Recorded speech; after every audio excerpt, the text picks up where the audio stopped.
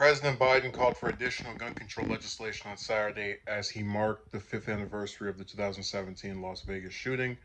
Jill and I mourn with all those who lost a piece of their soul on October 1st, 2017, Biden said in the press release. May God bless those taken from us and comfort the loved ones of the fallen, and may we resolve to turn our heartbreak into action.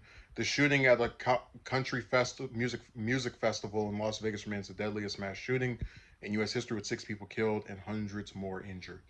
From the Nevada desert, we heard the same cry that we heard in the aftermath of Sandy Hook, Charleston, Parkland, Uvalde, Buffalo, and too many neighborhoods to count. Do something, Biden added. And my administration has been working tirelessly to heed that call. In June, Biden signed into law the country's first major gun safety legislation in nearly 30 years. The law came just weeks after a spate of deadly mass shootings, including a shooting at the Uvalde Elementary School that left 19 children dead.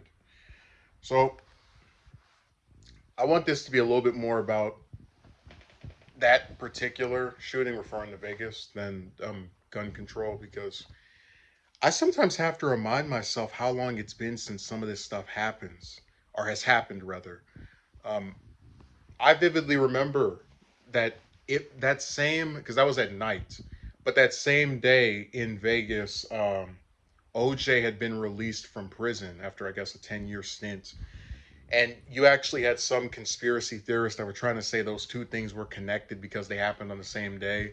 And originally, when I went to sleep, it was said that 20 or 30 people had been killed. And then I woke up and they confirmed it was, by that point, they had confirmed it was over 50 something. But what I've always thought was so disturbing about these shootings, because like we always talk about how there's nuances to stuff and how a lot of times when people are murdered, it's by someone they know. Crime of passion, as one might call it. Like getting back at someone who feels wronged you. What's so disturbing about mass shootings is that you have these people who get this idea in their head that they're going to do something violent and evil, and it's usually going to be their last act because they either, um, commit suicide by cop or just outright end their own life before they can face any consequences for their actions. And they decide that they're going to go to some location where they can shoot as many people as possible. And you always have to remember these people are having their lives ended, snuffed out, extinguished by someone they've never done anything to, someone they've never argued with, someone they've never spoken with, just some random guy. And it's so tragic because it is being in the wrong place at the wrong time personified, where you've got this maniac who's had this idea in their head, sometimes for several weeks, for several months, possibly even years.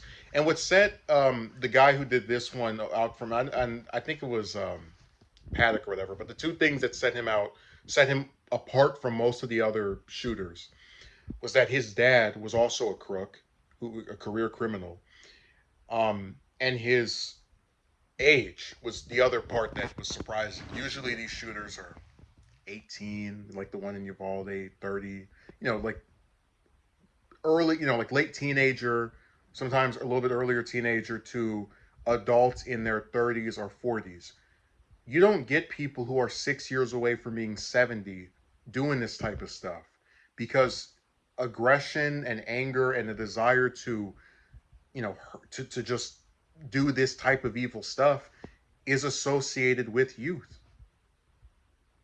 And that's why I think it's so disturbing that you had a guy who basically appeared or was normal. We don't know when this change happened. Let's just say he was always this way, just for an example. You have a guy who appeared normal for years, just regular guy with a job, good amount of money, complete out departure from the usual characterizations of these broke individuals who are like going nowhere. That type of character, just stuff that people like to infer of these guys that feel like they have nothing to lose.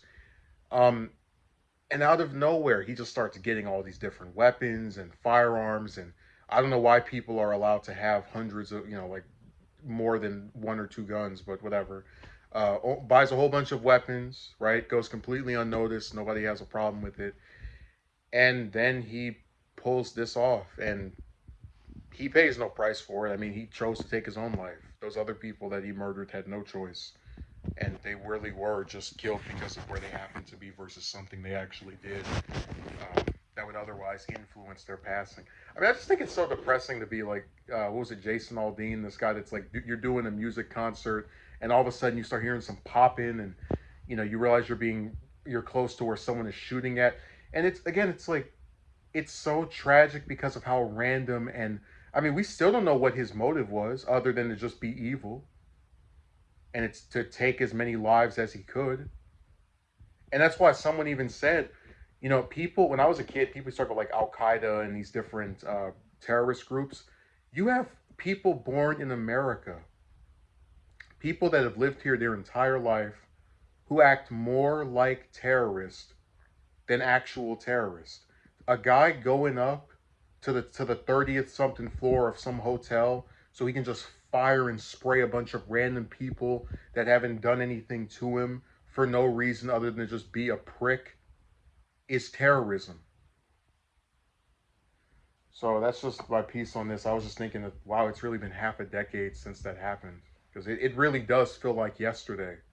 Um, so that's one of the reasons why I don't want to say I'm afraid, but like there's just so many guns, and it's like they're everywhere, and those people had no way of knowing that would happen. Unfortunately, just because I don't remember in any other. I guess you could maybe say the University of Texas shooting was like that too, but for someone to go that high up on a building and just start spraying bullets everywhere, that really was something that usually doesn't get done as often as it was there, unfortunately.